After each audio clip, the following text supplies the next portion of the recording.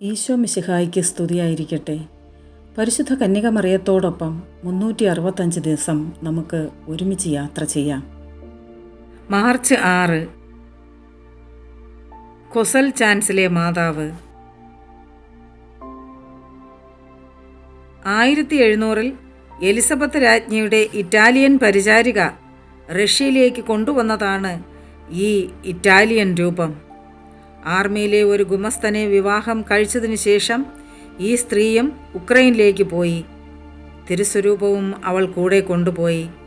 1881 ഈ സ്വരൂപം സ്വന്തമാക്കിയ വ്ളാഡിമിർ കപ്പിനിസ്റ്റ് പ്രഭുവിൻ്റെ പുത്രിയായ മരിയയുടെ അസുഖം സുഖപ്പെട്ടതിൻ്റെ ഓർമ്മയ്ക്കായാണ് മാർച്ച് 6 തിരുനാൾ ആഘോഷിക്കുന്നത്.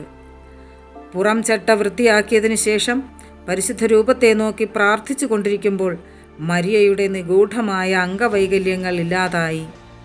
അത്ഭുതങ്ങൾ ധാരാളമായി നടക്കുകയും മാതാവിൻ്റെ പ്രശസ്തി വർദ്ധിക്കുകയും ചെയ്തതോടുകൂടി കൊസൽസ് ചാൻസിൽ പള്ളി പണിത് പരിശുദ്ധ മാതാവിൻ്റെ രൂപം അവിടേക്ക് മാറ്റി. മാതാവേ, പരീക്ഷയ്ക്കായി പഠിച്ച് തയ്യാറാകുന്ന എല്ലാ മക്കളെയും ഞങ്ങൾ സമർപ്പിച്ച് പ്രാർത്ഥിക്കുന്നു. അവർക്ക് വേണ്ട വിവേകവും ബുദ്ധിയും ഓർമ്മശക്തിയും നൽകി അനുഗ്രഹിക്കണമേ.